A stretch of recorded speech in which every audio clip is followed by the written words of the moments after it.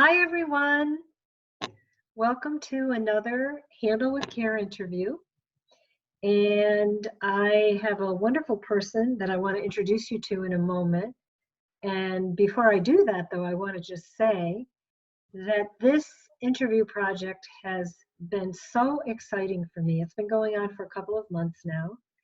And I was actually inspired to do this by my guest today. She asked me to be her interviewee several months ago, and I loved the process, and that got me percolating. And that's why I've been doing these interviews that you can see on Zoom, that if you go to Teaching with Care Teaching with Care YouTube, you can see all of these interviews. And so I want to introduce you right now to Bekah Forney.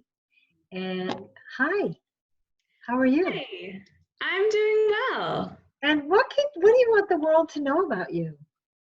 So I'll start with my connection to Middlefield. So I am the pastor of Middlefield Federated Church, which is a United Methodist and UCC federated church. It's right in the middle of Middlefield.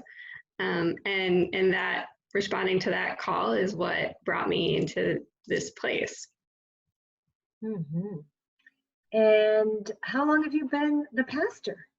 I've been there for 2 years in July. You're coming up on 2 years. Yeah. And this must be a unique time for you, like it is for all of us. Very unique time. In the world of Handle with Care, the first question is always, how do you handle your life and yourself with care? I would imagine that has something to do with your work also, but what do you want to tell us about that? Yeah, so right now I think there's when it's that's a big word, care. And the thing that it makes me think of at first is self-care. And then there's a way that right now we're really learning that care for the self is also care for the others, right? So with a lot of our personal protective equipment, a lot of the stuff that we are hearing about in the news is you're not just taking care of yourself, you wear the mask to take care of other people around you too, right? And so when you're not wearing the mask, it's not just about your own personal opinion or comfort, but everybody around you is uncomfortable because they understand that you're putting them at risk. And so as a pastor, nowadays, it's not just about, what it is that we're doing to care for ourselves, it's also how are we caring for communities. And I think the number one thing that churches have done today in response to the coronavirus is that we've moved our worship from in-person to virtual. And so you can go to just about any church that you have ever been curious about online, which is a very exciting way to spend your Sunday if you are a church person. Wow. Low bar of access. Nobody has to know you're there. Right. And there's no communion, or there's no, what do they do? There's no collecting of money. What do you call that? Well, the offering. We've moved our offerings to digital also. So a lot of churches will have some kind of digital function. So you're not taking money and you're putting it in the plate, but you can still donate, absolutely, online. Yeah.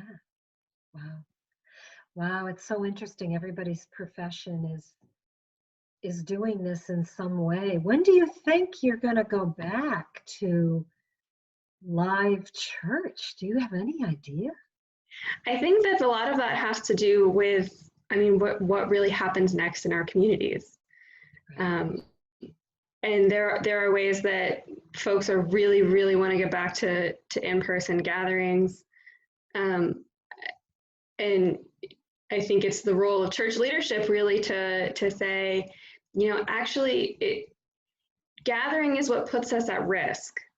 And if we can figure out how to do the essence of what we do without being in person, that's how we can take care of each other right now.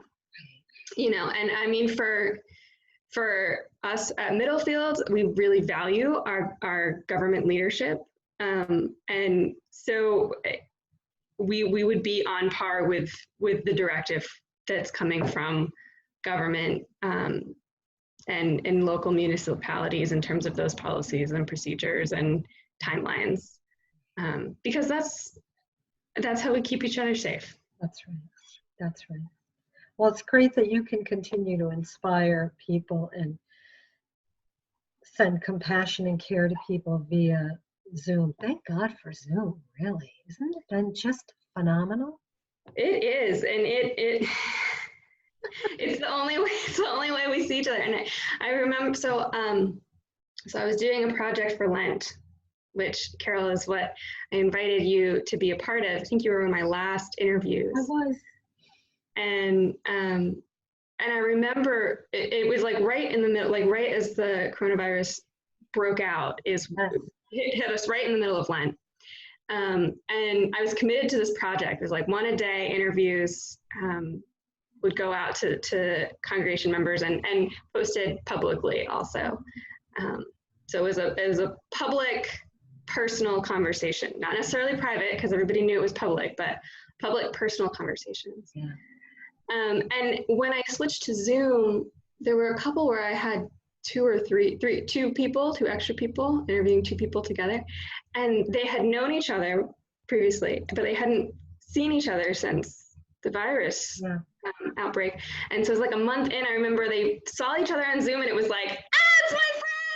It was just so much excitement. You're so big and like, it was a moment of like, and I think that those personal connect, because we spend so much time working on Zoom too, where it's like, you have to have everything in back is pristine, but it's also a kind of a nice, it's also important in terms of our care for ourselves that we, schedule some time to connect with the people who we can let our hair down with a little bit. Absolutely. Absolutely. I hear you. Yeah. I've just enough Zoom meetings or gatherings during the week. One thing I have is at 5:30 every day, there's a group of women. We're called the Ladies of the Lake. We go to the Adirondacks together. And they get together. There's 8 of us. So sometimes it might be 2 people. Sometimes it's rarely that it's all 8 of us. Yet that's always available if I am feeling the need for connection. I love that I know that that's available. I only do it once or twice a week, but it's so cool that it's always there. Besides the board meetings, because I am on several boards, this is just a wonderful social hour with women who love to dig deep. So in the social hour, we laugh, yet we talk about important things in life for each of us, which is really wonderful. And I think people's listening has improved as we've been doing this. Because that's what Zoom's about, listening, right?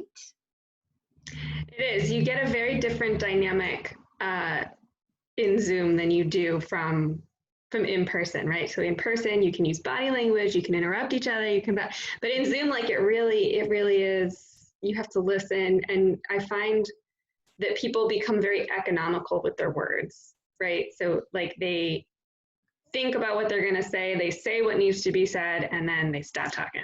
Oh, that is really true. That is really true. Wow, I hadn't thought about that, but these interviews are 15 to 20 minutes long, and so I tell people that before we begin. So the words are economical, and I noticed that what everybody says is so meaningful to me, and I'm assuming to the people who are listening to this too. So I have a couple of other questions. So here you are, and I know you have 2 cats, right? And you're in a house with 2 cats. I do. Yeah.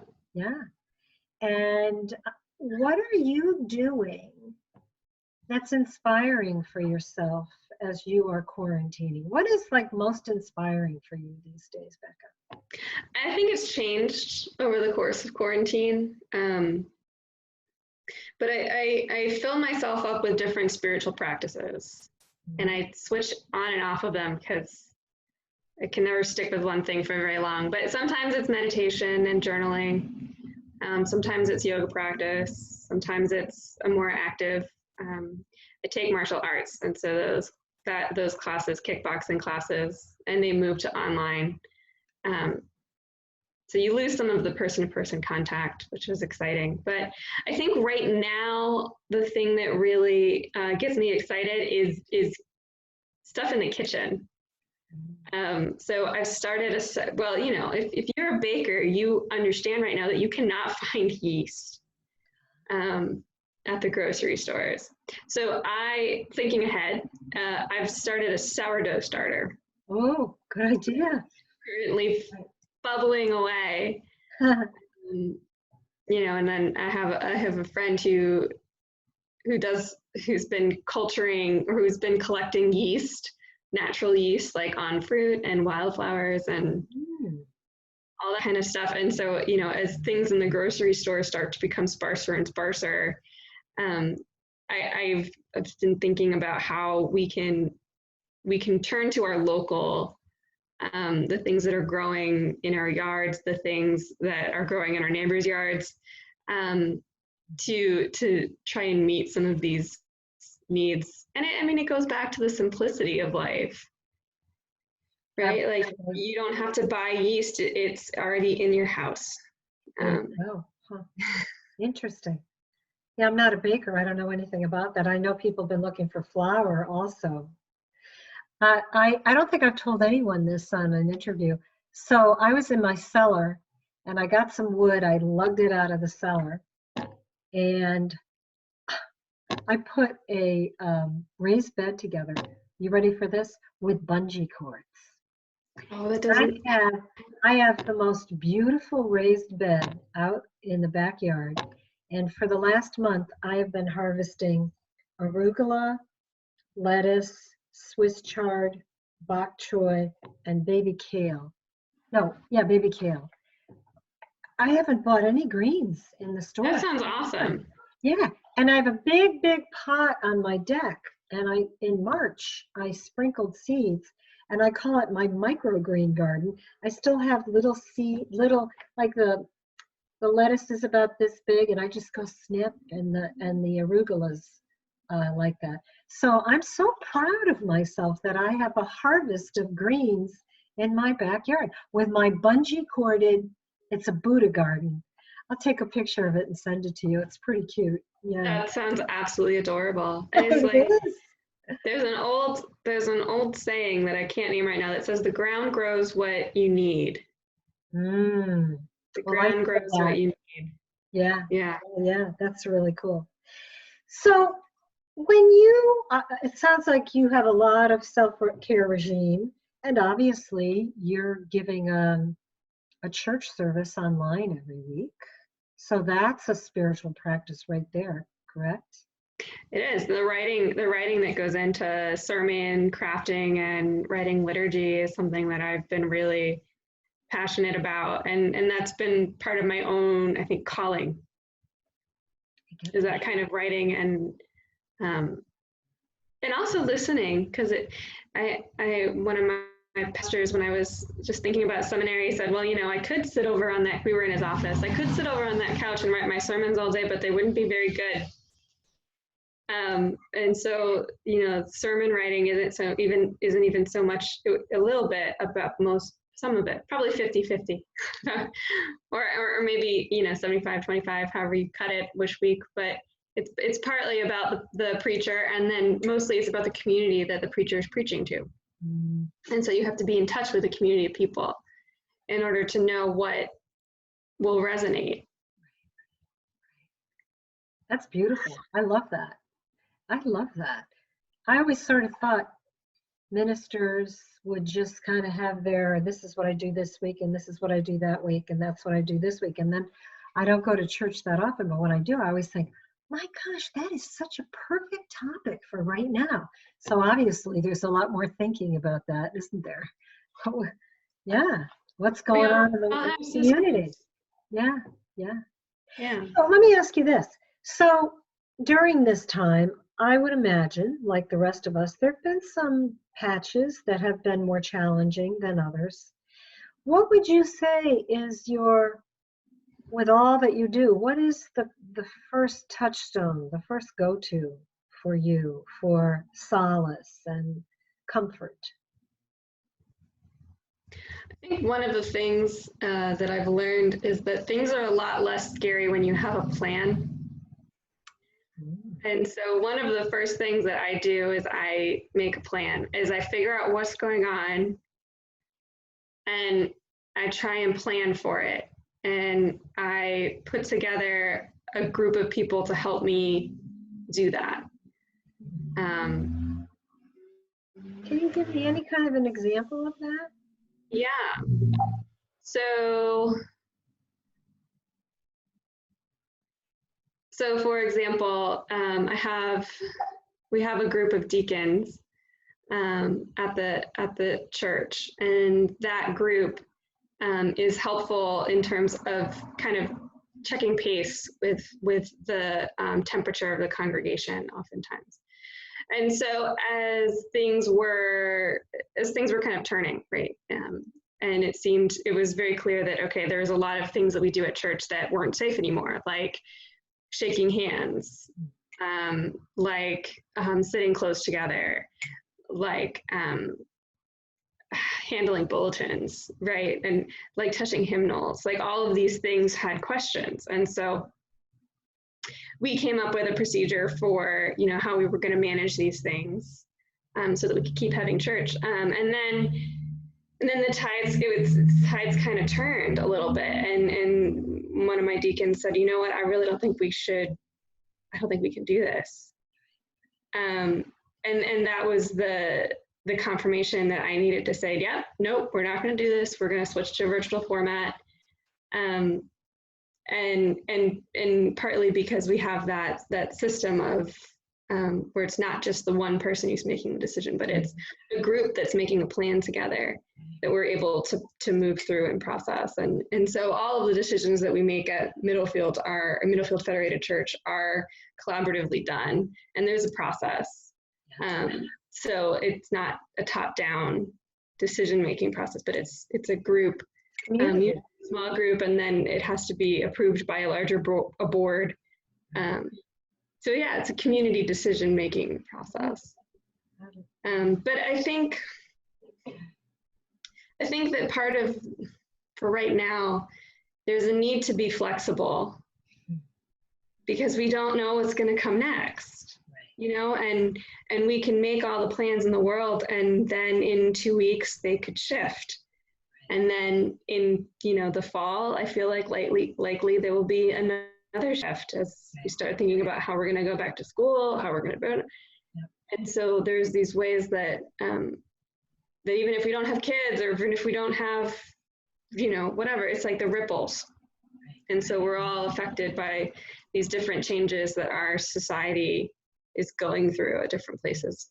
So the willingness to be pliable. Right, because I've noticed what's been sinking my ship during this time is to have a plan for things, yet that plan has a lot of permeability, because what sinks my ship is expectations and assumptions. And the minute I see myself go, ooh, I realize what's behind that is I had this expectation about something or an assumption about something. And that gets me in trouble. So the plan has to be, and you kind of beautifully described it, has to have some permeability to it and pliability to it, because there's nothing steadfast right now. The only thing that's certain is the uncertainty, right? So we keep kind of tweaking our plans, and yeah. So what uplifts you the most, besides probably your 2 kitty cats? What uplifts you? Oh, they are godsends. Yeah. I think the creative potential of people is something that I find really uplifting right now. The creative potential of people, and the care that people have for one another. It's like those basic tenets of, like I would say they're spiritual tenets, but definitely of a Christianity, right? To love your neighbor. And I think that we're really seeing that play out. Folks are really stepping up to that charge to care for each other and to love each other. And I find that really, really uplifting and powerful.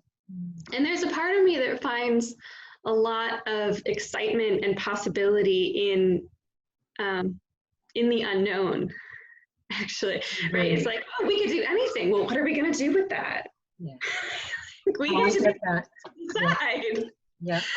And so there's a certain excitement about that. And so it's funny you said sink my ship. So I have a congregation member, and we've been doing skits where as I video chat with Noah from Noah in the Ark. Okay. And at first it was sort of a way to process feelings, right? Because we were sort of thinking about, okay, well, who has experience with social isolation? Right. Noah. Noah, right. Noah.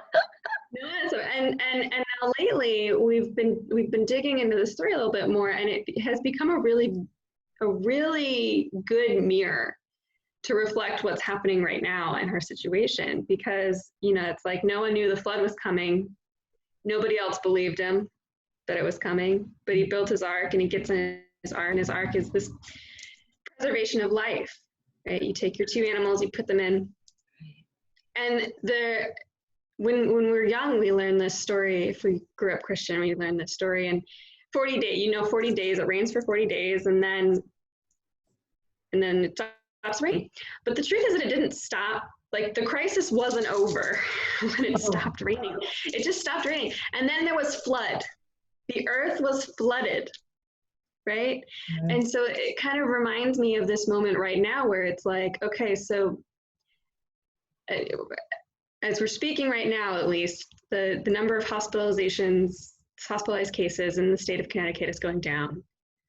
But that doesn't mean that the crisis is over, right? It's like, you look outside, it's like, no, there's still a flood, right? Whatever the world was like before this happened, it's under floodwaters right now. It's still under that. And so we still have to, hold to the stand. We still have to kind of stay on the ark. Maybe we can go outside, but we still have to stay on the ark, because we don't want the ship to sink. What a great metaphor. Oh my God, how perfect. How perfect. Yeah. I like that, sink the ship. Wow. That's something. Yeah. And so then in the rest of the story there's actually a long recovery process. So it's like 40 days it rains, 150 days or something like that. It's flooded. And then it takes that same amount of time, like another 150 days for the floodwaters to go away. So there's like the crisis, then there's, the stagnancy, and then there's recovery and recreation. So what I learned from that story is like, okay, so we're in this for the long haul now. It's not just going to go back. And so we have each other as a resource, though. And absolutely. And I think people see that and realize that, and that's what I find really inspiring. Yeah. Lots of possibility there. Lots of possibility. Yeah. I'm thinking about reading this particular poem today. Did you have anything you wanted to read? No. Okay. And the reason I want to read this poem is it is about feelings. And we've talked about how you're taking care of yourself and how you move out of challenging times. And we've talked about what inspires you. And you did mention that a lot of emotions come up, and probably more than usual, as we are in unprecedented times. And I have this poem, it's on my refrigerator, it's by Rumi, and I just love it, and you might know it. It's called The Guest House. Mm-hmm. And it says, "This being human is a guest house. Every morning a new arrival, a joy, a depression, a meanness, some momentary awareness comes as an unexpected visitor. Welcome and entertain them all.